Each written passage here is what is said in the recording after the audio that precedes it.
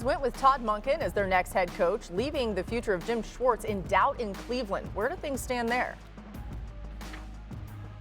There are going to have to be conversations that occur between Jim Schwartz and the Browns as to whether or not the relationship is even salvageable right now. It's very much up in the air and in question. Jim Schwartz not happy to be bypassed for the starting job, for the head coaching job in Cleveland. He's got 2 years remaining on his contract. Really up in the air at best whether he even returns to be the defensive coordinator for Todd Monken. Meanwhile, there are 2 teams left with head coaching vacancies. One is the Arizona Cardinals, who spent part of this week meeting with the Rams offensive coordinator Mike LaFleur, the brother of Packers head coach Matt LaFleur. But they are also interested in Klint Kubiak, the Seahawks offensive coordinator. And they are expected to meet at some point this weekend with Klint Kubiak in Seattle. The issue with the Cardinals is not only are they interested in Klint Kubiak, but so are the Raiders. And that is the reason we still have 2 openings today, because both teams now seem to have some level of interest in Klint Kubiak. Both will wind up talking with him this weekend, and we'll see which one can land his services if they're even willing to lure him into their head coaching jobs. One will get Klint Kubiak in all probability. The other will move on to another candidate. But that is why all the jobs have not been filled, because both the Raiders and the Cardinals still would like to speak with Klint Kubiak. Good time to be Klint Kubiak, and well-deserved, right? And as we await the official word here, let's live in a world where Kubiak has the choices of either Arizona or Vegas. Yeah. J-Mac, where would you lean if you're a first-time head coach looking to make this decision? I think a lot of people look at this and they say, all right, well, the Raiders have the first overall pick. You're going to get Mendoza, or if you want to trade the pick, you're going to get a wealth of opportunities in the draft to be able to improve this roster. I'm looking at Arizona if I'm Kubiak, and you say, you know what? My strength is the offensive side of the ball. I just have helped Sam Darnold get to the Super Bowl. I feel like I can make a lot to do with this offense. Give me, whether it's Jacoby Brissett or they figure out another way, Kyler Murray, whoever it is, you have some weapons on that offensive side of the ball. Trey McBride, one of the best tight ends in the NFL. Marvin Harrison Jr., somebody that is obviously a building piece. On the defensive side of the ball, Josh Sweat was unbelievable, a free agent they signed last year. You feel like you have the makings of the players in your building that you can build around on the defensive side of the ball. But if I'm Kubiak, I'm saying, you know what? The weakness of this team is figuring out what the hell to do at the quarterback position and make this offense feel relevant. I would feel like that's my superpower, and that's something that I can improve and work with. I like that thought. I do. I lean Raiders. I fix the Raiders in 3 moves if I'm them. Number 1, I hire Klint Kubiak, and if I were Klint Kubiak, I would choose the Raiders. Number 2, I would bring Raheem Morris as my defensive coordinator. Really good defensive mind. Again, also somebody who's got past experience being head coach. Third move, I would trade Max Crosby. And I would say, here we go. We're going to take Mendoza 1. We're going to get a first-round pick from the Rams for Max Crosby. And now we start to rebuild this football team talent-wise in the proper way. Yeah, you guys heard that. He's trading Max Crosby to the Rams. I would trade, if I were the Rams, really good. And Matthew would come back, I would say, here's one of my picks. And if I'm the Raiders, I love Max Crosby. He's the face of the franchise over the past couple years. They need a lot of talent. And so if I can recoup another first-round pick with all that cap space, that gives in. I understand your point with Arizona with more of the group around them. Yeah. The Kyler Murray situation's weird, though. Like, Kyler's we done, don't know. He's done. So you got to think it's Jacoby Brissett. I mean, you named off Trey McBride, Marvin Harrison Jr. Is that enough to say, yeah, we're going to It's not enough, but when you're looking at starting something, it's a starting point. When you have guys at positions, when you can look at Trey McBride and you can make the argument that I have the best tight end in the NFL, that says something. Now, someone you may not agree, but we can have that conversation. I got Brock Bowers. No doubt about it. You got Brock Bowers, and we got Marvin Harrison Jr. on the outside as well. So you feel like you have some pieces that you can build on. I think that's a big thing. You guys both sold me. I mean, actually, I think this is great for Kubiak. Like, I think he's in a really good spot. I think whichever one he wants to go. No doubt totally. about it. And I think for Klint, it will be, obviously there's factors, right? What's the situational structure, the organizational structure? Tom Brady in one. There's a lot. Austin Fort's done a nice job there in Arizona.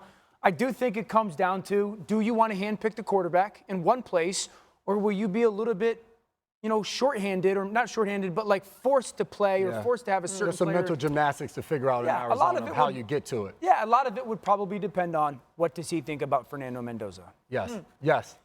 Fernando Mendoza has given you a lot to love. All right. And just like that, 8 of the 12 head coach openings now filled, including Robert Salah landing the top job down in Tennessee. New on NFL Live, the Titans officially introduced Salah to their media earlier today. Fast and violent, man. Play in and play out. We're going to play with speed. We're going to play confident. We're going to have some swag. Talk a little. But I want them to show who they are, play in and play out. And like I said, the one thing that you'll notice is the speed at which we play and the violence at which we do it. The biggest thing that we're going to work with Cam, just going all the way back to the beginning. We've gotten a whole offseason to work with him, taken back to the very, very beginning, both on the field, off the field. Just talking with Dabes over the course of the last few weeks. He is the perfect man to match up with Cam and to maximize who he is. So again, we're really pumped to get to work with Cam and get him to where we all know he can be. Adam Schefter back with us now. Salah in place, as is his offensive coordinator, Brian Daboll, or Dabes, as you just heard Salah refer to him. What's next for Tennessee, Adam? Well, that'll be the big marriage there, Laura, making sure that Brian Daboll gets Cam Ward up to speed. And there was such an emphasis on getting Brian Daboll in that building. Obviously, they identified Robert Saleh as the head coach they wanted, but what was important to that, to make that happen and to make it work the way they wanted, was to get the offensive coordinator. They have been sweating out whether Brian Daboll would get the head coaching job in Buffalo or whether he would get the head coaching job in Las Vegas. Obviously, Buffalo was filled. Vegas is still open. Vegas seems to be going another direction, and Brian Daboll has signed his contract with the Titans, which is exactly what they wanted to happen. We see right now the New York Giants, Philadelphia Eagles, Baltimore Ravens scrambling to come up with an offensive coordinator. The Titans had their guy, they got their guy, and now they're ready to put him to work with their former #1 overall pick. Yeah, and he's great at developing young QB talent for sure. The Titans, by the way, played the toughest schedule in the NFL last season. They went 0-9 versus teams with a winning record, if I could speak correctly.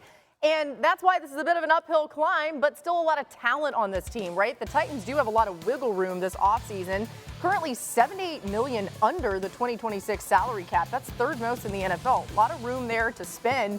They're also picking top 5 in the draft for the second year in a row. And remember, they obviously don't need a quarterback, so they can use that pick on a key position. They have not done this since the mid-1960s when they were still the Oilers. So a really big moment, I think, for this organization. Dan, a lot of positive things in Tennessee right now. Does all that translate to them, you think, taking a big step forward next season? Certainly the chance. Can they replicate what New England did? Yep.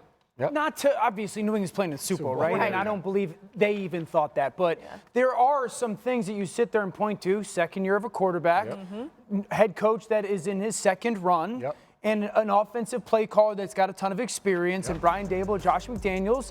And you sit there and say, okay, well, how did New England actually get it done?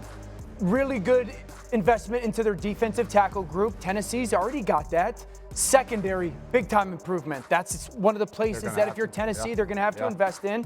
Offensive line, New England hit on 2 draft picks, so that's going to be something that Tennessee's got some pieces. So they got another addition or 2, and then the perimeter players went through the roof. Steph was amazing this year. Booty took the step forward. The addition of Matt Collins, and so if you're looking at how can you do it, it's you got to hit on the secondary, and you got to hit on the receivers. Those would be the 2 areas, and then Cam obviously has to take the Drake May type of leap. And I think the point that you're saying is you got to hit in free agency, and the Patriots spent the most money in NFL history in free agency this past offseason. For the Titans now, you have to hit on whatever guys you bring in. But I love the addition of Brian Daboll, and not only for Cam Ward, but you think about that Giants team this year. You think about Cam Scatterbull. You think about the young guys that are on that roster. Malik Neighbors, his ability to get relationships with those guys. The Tennessee Titans, they have some young guys. Gunnar Helm at the tight end position, who was a rookie last year. Elik Iomaner, who was a rookie last year. Chimere Dike,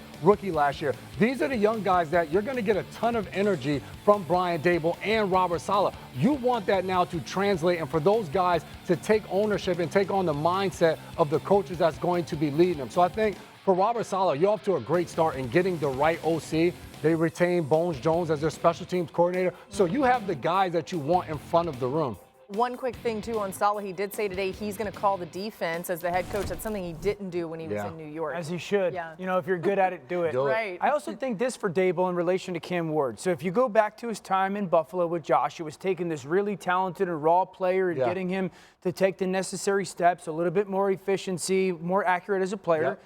In New York with Daniel Jones, he got Daniel Jones to be by far his most efficient and risk-averse. And so can you find a way to get that marriage to Cam? Yeah. Can you get Cam to develop a little bit and get a little bit more mechanically sound like you did with Josh, while also getting Cam to be a little bit more efficient and risk-averse like Daniel Jones? Like, if he can do that with Cam Ward's way more physically talented than Daniel Jones as a thrower of the football. You got a chance to, again, have a really good second year. And we know the work ethic that comes with Cam Ward. We know how much he wants to be great. So now you're getting a coach that's a proven offensive mind. He's going to buy into that. Tennessee, and that let's relationship go. is going to grow. And you think about it, you compare them to New England, the one similarity they have is they're both one of my former teams. Well, look at that. It's the J-Mac factor. You found a way to get that in. I mean, I was going to bring up the cap space and all that and how they use it. I think it's all about you. Stephen Bring me in, Tennessee.